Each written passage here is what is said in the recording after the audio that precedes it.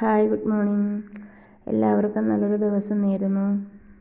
രാവിലെ ഒരു കട്ടനൊക്കെ കുടിച്ചു. നമ്മളിന്ന് ബ്രേക്ക്ഫാസ്റ്റിന് ഉപ്പുമാവാണ് ഉണ്ടാക്കുന്നത്. അതിന് വേണ്ടി കുറച്ച് റവയും കുറച്ച് നെയ്യും തേങ്ങയും ക്യാരറ്റും സവാളയൊക്കെ ചോപ്പ് ചെയ്തെടുത്തിട്ടുണ്ട്. ആദ്യം തന്നെ റവ ഒന്ന് ചെറുതായിട്ടൊന്ന് ചൂടാക്കി എടുക്കാം. അടുത്ത റവയാണ് വാങ്ങുന്നതെങ്കിലും കുറച്ചൊന്ന് ചൂടാക്കി എടുക്കുന്നത് നല്ലതാണ്. പിന്നെ ചട്ടി അടുപ്പത്ത് വെച്ച് കുറച്ച് നെയ്യും കുറച്ച് എണ്ണയും ഒഴിച്ചു കൊടുത്തിട്ടുണ്ട്. അതിനുശേഷം കടുകിട്ടു.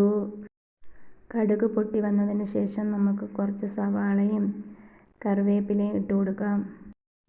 ഇന്ന് ആഷിക്കിന് ഉച്ചവരെ എക്സാം, അമീറിന് വൈകുന്നേരം വരെ ഉണ്ട്. അപ്പം അമീർ ഉച്ചയ്ക്ക് ഉപ്പുമാവാണ് കൊണ്ടുപോകുന്നത്.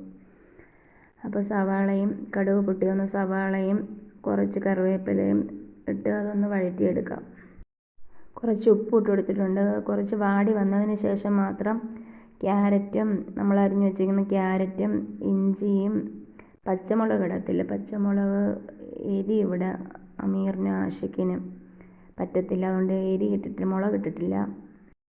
അങ്ങനെ നമുക്ക് ക്യാരറ്റും കുറച്ച് ഇഞ്ചിയും ഇട്ട് കൊടുത്തിട്ടുണ്ട്. ഇട്ട് കൊടുത്തതിന് ശേഷം അതൊന്ന് വാടി വരട്ടെ.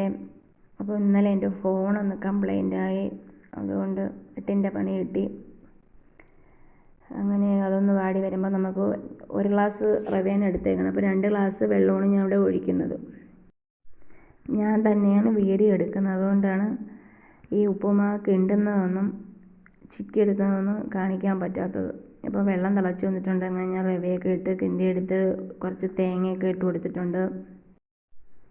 അവസാനം കുറച്ച് നെയ്യും കൂടെ ഞാൻ ചേർത്ത് കൊടുക്കും. പിന്നെ അത് കഴിഞ്ഞ് ആഷിക്കിൻ്റെ അമീറിൻ്റെ യൂണിഫോം തേച്ചു.